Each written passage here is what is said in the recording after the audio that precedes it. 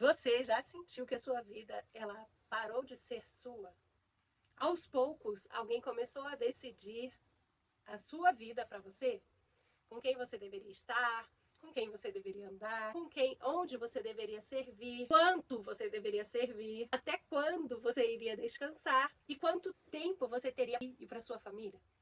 Se isso aconteceu com você, talvez você precise assistir esse vídeo e reconhecer aí um primeiro mecanismo de controle do sistema Byte, né, do Stephen Hassan, que é o controle do comportamento. Ele é um dos pilares, né, de um sistema abusivo, esse BIT, né, são 4 pilares, né, que sustentam esse mecanismo, né, de controle na vida das pessoas, e esse primeiro é o do comportamento. E infelizmente acontece mais do que nós gostaríamos que acontecesse, e o sistema, ele controla o que você faz e passa a controlar a pessoa que você se torna. É bem difícil falar desse assunto, porque eu experienciei viver dessa forma. Hoje não mais. Hoje eu já estudo mais desse assunto para poder compartilhar aqui com vocês. Inclusive, seja muito bem-vinda. Eu sou a Vivi, você está no Florescendo na Palavra, e aqui eu falo sobre abuso religioso e seitas e heresias.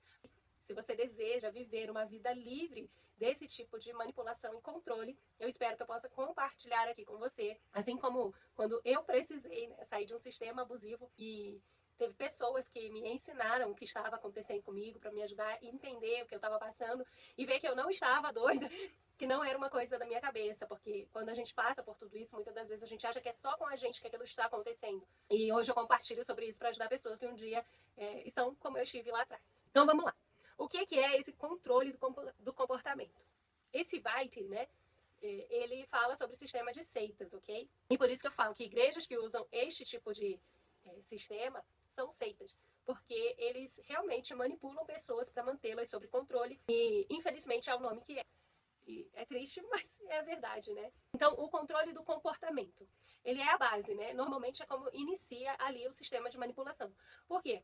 O grupo ele vai controlar a sua agenda, a sua rotina, o seu descanso, os seus vínculos e as suas decisões. E tudo isso, ele cada vez, sempre no começo, é muito sutil e a gente não percebe, a gente acha que é cuidado.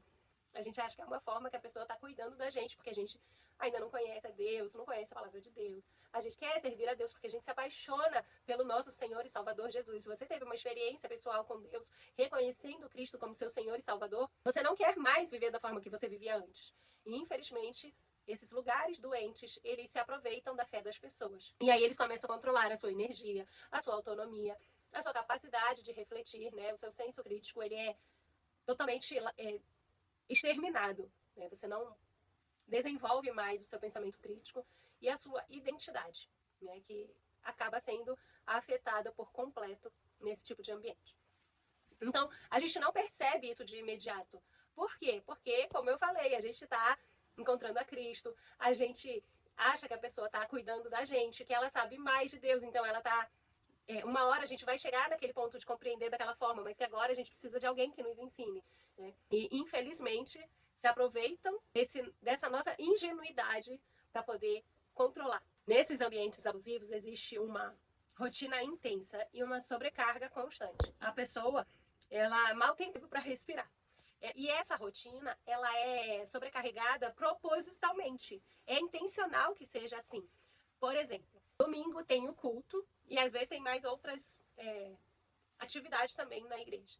Aí na quarta também tem outro culto, aí no sábado também tem mais alguma coisa, na sexta-feira também tem alguma outra coisa. E tudo é importante. Aí tem ensaio, tem reunião de liderança, tem a escala da limpeza, tem grupos pequenos, tem retiro, tem um monte de coisas. E quando, vamos dizer assim, você pensa, vou ter um dia de folga na semana, aparece alguma coisa, né, de última hora. Por quê? Eles querem realmente preencher toda a sua vida para você estar sempre ali onde ele está. Lembre-se que esse tipo de controle é o controle do comportamento. Então, ele está moldando o seu comportamento para você fazer exatamente aquilo que eles querem. Mas é passado para você como se você fosse indispensável. Você é uma pessoa muito importante, a gente precisa que você esteja lá. Se você não estiver, você não está fazendo parte da nossa missão, daquilo que Deus confiou na nossa vida. Além disso, se você não participa, você não é uma pessoa espiritual. Gente? Talvez pessoas que cresceram em ambientes saudáveis olhem e pensem que eu estou exagerando, mas não, infelizmente acontece, e como eu disse, mais do que gostaria que acontecesse. Mas, Vivi, qual que é o objetivo, então, de que isso aconteça? O objetivo é cansar você fisicamente, mentalmente, reduzir a sua autonomia, você não discute mais. No começo, você ainda se questiona, pensa, nossa, mas precisa de tudo isso? Passa o tempo, você simplesmente entra na engrenagem. Você já não discute mais, você simplesmente sabe que é assim que é e pronto. Você tem que fazer aquilo porque é assim que todo mundo faz, entendeu? E se você não faz, você já ouviu os comentários que acontecem, né? Que morre aqui, vai ficar só entre nós, mas fulano, né, ele não participa das coisas e tal. E você escuta as pessoas falando mal. E você não quer que falem mal de você, então você tá aí porque você quer ser uma pessoa verdadeiramente obediente a Cristo. E você acha que obedecendo aquelas pessoas, você está obedecendo a Deus. Mas esse é um outro tipo de controle, eu vou falar em outro vídeo. Okay? Hoje vamos focar no comportamento. Então, além dele te manipular para você pensar que você é indispensável, que você tem que estar lá, que é inadiável aquele compromisso, que se você não estiver, você vai perder aquilo que só foi para aquele dia, para aquele momento. Quem perder, perdeu. E faz parecer que você é espiritual ou não, dependendo se você participa das coisas ou não. O objetivo, né, é cansar, reduzir a autonomia, quebrar vínculos externos, porque você não tem mais tempo para nenhuma outra coisa. Nenhum outro compromisso é tão importante quanto você estar na igreja. Cuidar da sua família não é tão importante, trabalhar não é tão importante, descansar não é tão importante.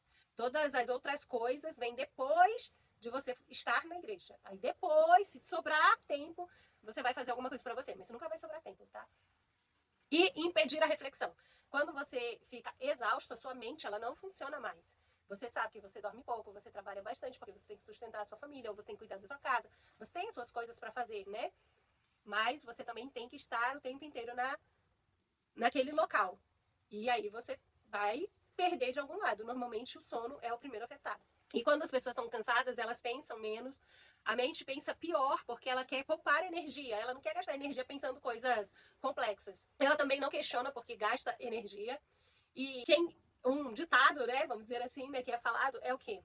Se você está pensando muito em você, que você está orgulhoso, você tem que olhar para dentro de si, porque tem alguma coisa errada aí no seu coração. Porque se você tivesse olhando para as coisas do Senhor, você queria estar fazendo mais para o Senhor. Você ia querer estar se desgastando mais para Deus. Sendo que você já tá ali só o pó da rabiola. Então você vai perdendo o descanso. Os hobbies, nossa, hobby é estar na igreja, hobby é estar fazendo as coisas. E é claro que ninguém ficaria muito tempo num lugar desse se tudo fosse ruim, né, gente? Então, a gente sabe que tem coisas boas que acontecem lá.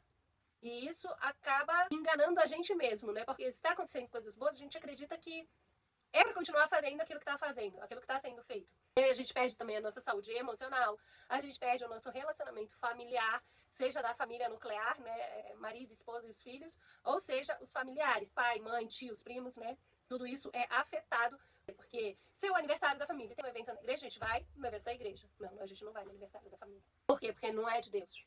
Não é tão importante. E se você não passou por isso, por favor, tá? Não precisa nem comentar, fazer comentários toscos aqui embaixo, porque você não tem noção de como a nossa mente ela é manipulada pra gente acreditar que isso é verdade, ok? Se você não passou por isso, por favor, não comente. Né? Você não consegue compreender o que passa na nossa mente, achando que nós realmente estamos obedecendo a palavra de Deus, porque a palavra de Deus ela é distorcida para nos ensinar que é dessa forma. Para nos ensinar que nós temos que obedecer aos nossos líderes, aos nossos pastores e obedecer cegamente, sem questionar. Então, essa exaustão, né, acaba se tornando uma coisa não tem nada a ver com a outra. Aí, outra coisa que acontece é a restrição do descanso, do lazer e dos vínculos externos, né? Conforme a gente vai perdendo isso, e como eu falei, isso é intencional, por quê?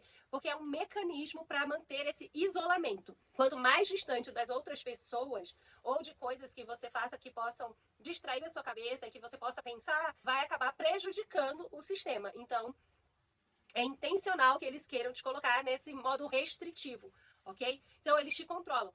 Existe uma separação entre as pessoas do mundo e as pessoas da igreja. Você tem que estar só com as pessoas da igreja, porque aí as pessoas do mundo vão querer te levar para o mundo. As pessoas do mundo vão ser uma má influência na sua vida. E várias outras coisas que têm aparência de zelo, aparência de cuidado, mas que na verdade é controle. O lazer também, ele é demonizado. É como se, o crente ele não perde tempo com entretenimento. Aqui eu vou abrir um parênteses. E os líderes, sabe, também no alto, tá? Porque tem muito líderes, às vezes de grupos, diáconos e presbíteros que estão sendo totalmente destruídos. Mas eu tô falando dos líderes, os que mandam, ok? Você sabe, manda quem pode, obedece quem tem juízo. Então, você sabe aqueles que mandam. Eles têm lazer, eles têm férias, eles vão ao cinema, eles passeiam. Só você que não pode, né? Eu sei. Quando a gente tá dentro, a gente não vê isso. Ou a gente vê, ai não, é porque eles trabalham muito, eles precisam descansar. A gente até paga pra eles viajarem, pra eles terem um descanso. Enquanto isso, nós estamos destruídos. Nós estamos sem energia, sem descanso, sem lazer, sem tempo com a família, sem passeios, muitas das vezes sem dinheiro também para poder fazer essas coisas. A gente não tem mais amigos fora da igreja. Não é só fora da igreja, ok? É fora daquele ambiente. Porque além disso, a gente não pode ter amigos com pessoas de outras denominações. Por isso que é sistema de seita, porque é exclusivista. Também, né? Mais uma característica, né? Então, não, aquela igreja ela é muito fria, aquela igreja não tem o Espírito Santo, aquele lá não é igreja de verdade, assim é falado, né? E a gente acredita, infelizmente a gente acredita. E aí a gente vai se isolando. E quanto mais a gente se isola, se um dia a gente perceber alguma coisa, a gente vai buscar quem? A gente não tem ninguém. A gente está completamente sozinho. Porque a gente se afastou das pessoas. E aí vem aquela vergonha, como que eu vou pedir ajuda se fui eu que me afastei? Por isso que é intencional deles fazerem isso, para cortar vínculos externos, cortar vínculos familiares, enfraquecer rede de apoio, para que você realmente dependa deles, para que você realmente seja incapaz de pedir ajuda para alguém, porque só eles são vistos como essas pessoas que te ajudam. Só eles são vistos como essas pessoas que estão ali para você. Mas na verdade, eles não estão ali para você. Na verdade, eles estão controlando você. Controle psicológico travestido de zelo espiritual. E por isso que é tão terrível, porque muitas das vezes a gente acabou de chegar na fé, não conhece muito a palavra de Deus. É o primeiro lugar que a gente conhece, é Cristo, né? Tem aquela experiência com Deus. Então, a gente acredita. A gente simplesmente não desconfia que pessoas que falam em nome de Deus vão fazer algo ruim contra nós. Infelizmente, esse é o nosso sentimento, né? É como nós, seres humanos, reagimos a esses lugares. E o triste é pessoas se aproveitarem disso, ok? Você foi ingênuo em acreditar, você foi sincero em acreditar. São essas pessoas que estão erradas. São elas que são as más, são elas que são as manipuladoras. E você não caiu nisso porque você é bobo, porque você não sabe, porque você é burro. Não é. Essas pessoas, elas enganam várias pessoas, independente de escolaridade, nível social, né? Se tem muito dinheiro, se tem pouco, se estudou muito, se estudou pouco. Não, essas pessoas, elas são manipuladoras. Então, elas vão manipular toda e qualquer pessoa que elas conseguirem. E as regras arbitrárias como voz de Deus, né?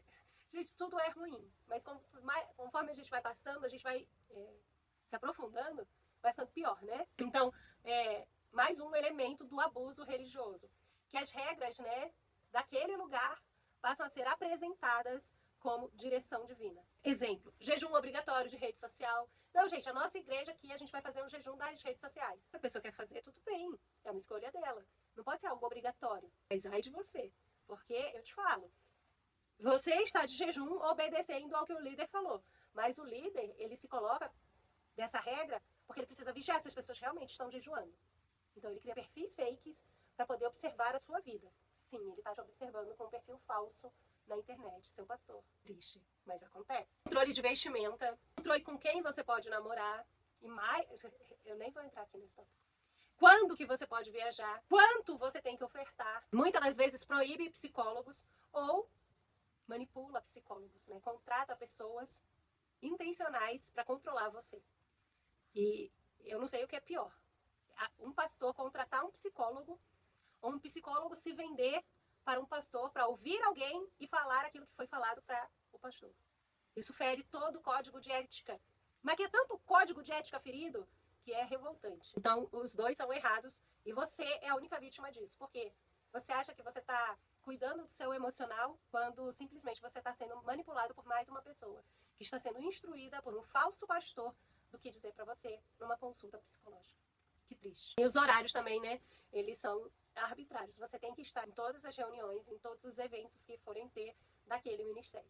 E, além disso, né? A pessoa, ela controla por meio do medo. Ela tem sonhos, ela sonha com você e vem te alertar de algum perigo, de alguma coisa que ela sonhou e que ela tá orando por você para que nenhum mal te aconteça. E aí você fica com medo e cada vez mais você obedece aquilo que a pessoa tá falando para você. Porque você acha que é Deus agindo por meio dela. E você acha que você está obedecendo a Deus, né? E Eu não posso julgar, ninguém pode julgar. Por isso que eu falei, não quero comentários de quem não viveu isso, porque não sabe.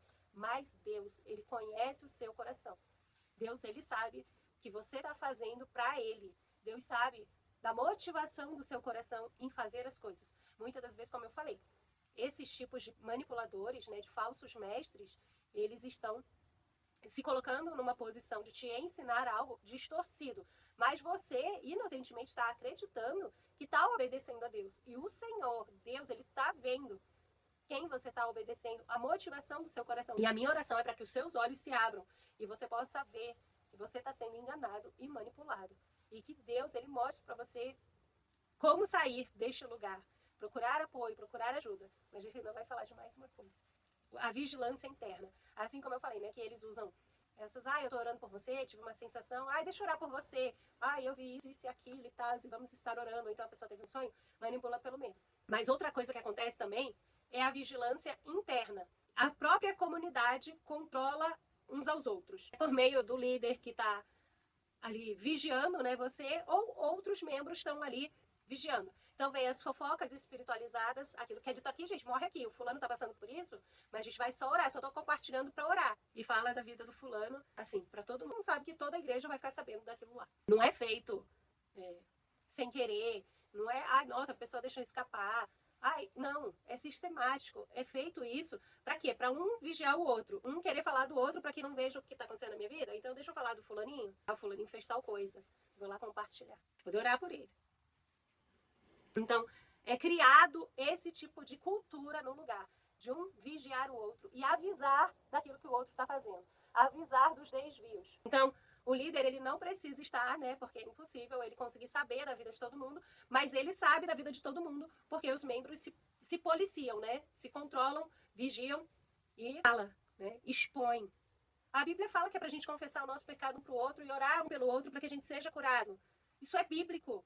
Não há problema nenhum, não deveria haver problema nenhum em você compartilhar com o irmão uma dificuldade que você está passando, ou até mesmo de um pecado, caso você tenha caído num pecado. Você orar com o irmão ali, juntos, né? Deus está ouvindo, a cura do Senhor vai vir sobre você. Mas, nesses ambientes, esse compartilhar, ele não vai ficar entre você e o irmão. Ele vai ser compartilhado com capa de intercessão, com capa de, estamos orando por você, mas na verdade o que está acontecendo é a fofoca. E esse tipo de ambiente, ele torna as pessoas paranoicas, inseguras e cheias de máscaras. A pessoa ela tem medo de ser exposta. Ninguém quer ser exposto, gente. Todos nós pecamos. Todos nós pecamos. Todos nós temos coisas que nós nos envergonhamos de ter feito no nosso passado, ou seja, depois de já estarmos andando com Cristo. Se a gente fosse perfeito, a gente não precisava de um Salvador. E aí essas pessoas maldosas, esses falsos pastores, eles usam isso para controlar e manipular uns aos outros. Então a pessoa ela tem medo de ser exposta, ela tem medo de ser disciplinada de uma forma indevida, de uma forma exagerada e de ser mal interpretada, porque ela não tem a oportunidade de falar, porque vira o telefone sem fio, né? Você falou com outro, que falou com outro, que falou com outro, que aí já tá... Por isso que é a fofoca, entendeu? Além disso, destrói a confiança, destrói amizades e destrói a autenticidade. Irmãos se tornam fiscais um da vida do outro. Aí você não sabe se a pessoa se aproximou de você porque ela quer ser sua amiga ou porque ela quer saber da sua vida para falar pro pastor, porque aí ela chega mais perto. E você sabe que nesses ambientes, quem fofoca mais acaba ganhando mais espaço próximo à liderança. Acaba ganhando mais espaço de oportunidade, de evidência. É visto como um irmão exemplo. Meu Deus. Então, os irmãos se tornam fiscais. Você tem medo de ter amizade e aí você começa a usar máscaras. Por quê? Porque não é que você não queira Deus, não é que você queira se esconder das pessoas. É simplesmente por autopreservação. Você não quer que as pessoas fiquem falando da sua vida. E às vezes você está passando uma dificuldade, está caindo em tentação e não quer pecar, mas você não consegue nem compartilhar um pedido de oração porque você sabe que vão falar de você. E aí cria a falsa espiritualidade. Então, esse controle do comportamento, ele é o primeiro passo de um sistema, de todo e qualquer sistema abusivo, ok? Todo sistema abusivo vai ter este primeiro passo, controle do comportamento. Quando alguém controla a sua agenda, o seu descanso, os seus vínculos, suas decisões, essa pessoa ela controla a sua identidade. Sim, a sua identidade começa a ficar enraizada naquele sistema. Você se torna parte daquele sistema. E aquilo se torna quem você é. E isso é muito triste, porque Igrejas saudáveis, elas discipulam, elas nos ensinam a ser parecidos com Jesus. Elas querem nos levar à autonomia espiritual de desenvolver a nossa fé para que cada vez mais a gente seja orientado para as coisas de Deus, apontando sempre para Cristo, o único mediador entre Deus e os homens, o único Senhor e Salvador das nossas vidas. E aí, esses lugares abusivos, eles controlam a sua identidade, eles sufocam, eles te prendem, eles fazem você não conseguir enxergar vida fora daquele lugar. E é um ambiente espiritual que consome a sua vida, a sua saúde, suas finanças, sua autonomia. E isso não é aprofundamento espiritual, isso é abuso religioso. Se você está em um lugar assim, por favor, procure um lugar saudável para você congregar e conhecer mais o seu Senhor, o seu Salvador Jesus. Conhecer a liberdade para a qual Cristo nos libertou. Talvez você está passando por isso também, uma dúvida, você pensar, mas será que é liberdade mesmo? Será que não é uma igreja da porta larga? E a gente quer da porta estreita? Não, não é, meu irmão. A vida com Cristo, ela é uma liberdade com segurança. É uma liberdade com tranquilidade. Você ama viver para Deus, mas você não é sugado, exaurido em todas as áreas da sua vida para poder ser um discípulo de Jesus. Você tem lutas, você tem batalhas, você todos os dias, né, acorda para matar um leão, porque o diabo está aí, né, tentando destruir os filhos de Deus. Mas você sabe em quem você crê. Você conhece esse Deus, você tem um relacionamento com ele.